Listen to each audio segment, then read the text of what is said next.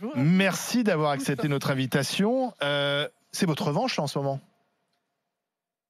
J'ai du mal à considérer cela comme une revanche parce que une revanche, c'est quelque chose de joyeux et je ne suis pas joyeuse.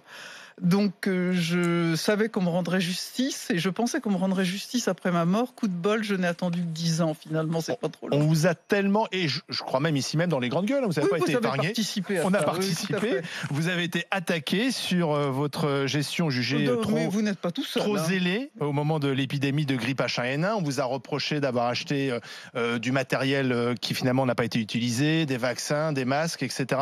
Finalement, la leçon, c'est il faut trop en faire plutôt que pas assez. Je trouve que la formule est mauvaise, trop en faire. Finalement, c'est deux opinions, pas assez ou trop.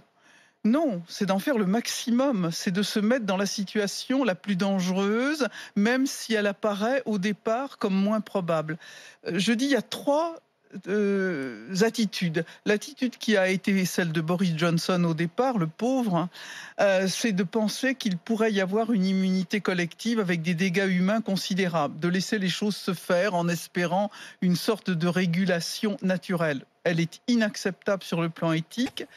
La deuxième, c'est la stratégie de la ligne Maginot, c'est-à-dire d'essayer des scénarios et de se dire celui-là est le plus probable, sauf qu'en général, les virus, c'est comme les ennemis militaires, ils attaquent toujours là où vous n'avez pas mis de précaution. Et puis, la troisième stratégie, qui est pour moi la seule acceptable, c'est la stratégie de la protection maximum. Et alors ? Si on jette, ensuite on brûle, on détruit des stocks qui n'ont pas servi, quelle importance! Quelle importance! Bah si, parce qu'on va vous dire c'est beaucoup d'argent dépensé pour rien. Oui, c'est ce qu'on vous a dit à l'époque. Mais c'est ce qu'on a dit à l'époque, on avait tort. Et moi, je rends vraiment hommage à la première phrase que m'a dit Nicolas Sarkozy quand on a commencé à se préparer à la pandémie H1N1. Il m'a dit « L'argent ne doit pas avoir d'importance pour toi. Tu dois faire le maximum. » Et c'est la ligne politique qu'il m'avait confiée à ce moment-là.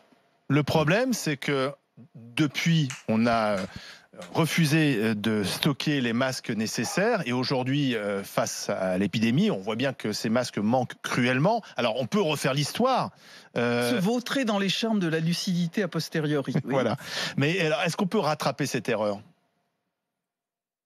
Maintenant, j'ai le sentiment que le gouvernement essaie de la rattraper. Il a, hélas, hérité de difficultés tout à fait considérables. Et puis, pas de chance, et ça rejoint ce que je disais sur la ligne Maginot. Le laboratoire, l'atelier du monde était en Chine, là d'où est partie l'épidémie. Elle aurait pu partir comme la grippe H1N1 du Mexique, et à ce moment-là, on n'aurait pas eu les mêmes difficultés. Ouais. C'est tout à fait vrai. Mais oui, il faut évidemment, je vais radoter, prévoir le maximum et la pire des catastrophes. Alain Marchal qui est chez lui. Bonjour Madame Bachelot. J'ai retrouvé les chiffres en fait. 1 milliard de masques chirurgicaux à l'époque, si je ne m'abuse, c'est ça? Non, tout à fait. Et 700 millions de masques FFP2. Et certains, on les utilise encore. Hein. C'est ça. On les appelle le stock Bachelot. Oui. Voilà. Alors ce stock Bachelot, parce que ce qui est étonnant, on se dit quand même, les chiffres ils sont considérables, mais qui gère, qui distribue, et pourquoi est-ce qu'on n'arrête pas d'entendre on en manque, on n'en a jamais vu, on les a jamais eus?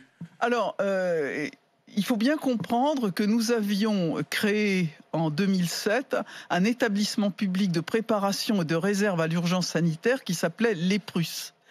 Et que cet organisme avait pour but de gérer les choses à la fois en stock, aux deux sens du terme, et en flux, c'est-à-dire d'acheter des matériels qui n'étaient pas d'ailleurs seulement destinés à une éventuelle pandémie. On se prépare à une catastrophe nucléaire, à une catastrophe naturelle, à une grande catastrophe industrielle. On l'a vu sur des choses comme Seveso, etc.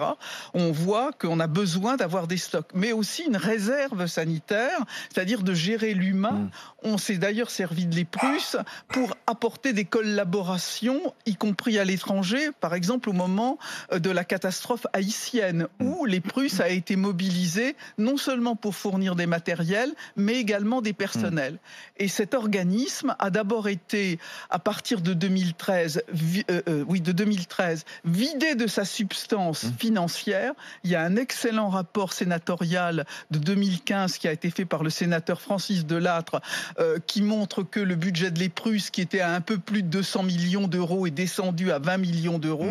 Et puis qu'ensuite, il a été carrément dissous en 2016 pour être fondu dans ce qu'on appelle Santé publique France, avec deux autres organismes, l'Institut national de veille sanitaire et l'Institut national de promotion et d'éducation à la santé, l'INPES. On voit bien que de mélanger, de mixer un organisme qui doit se projeter dans le probable, dans le possible, avec deux organismes qui, eux, sont destinés à gérer du quotidien et qui ont des besoins, ça peut se comprendre, des besoins immédiats, faire de la promotion de santé publique ou des campagnes d'information extrêmement utiles, ou comme l'INVS, de regarder, de faire de la veille sanitaire sur différents sujets. On voit bien qu'il y a une sorte d'antinomie et que la disparition de l'Eprus a été une faute de gouvernance.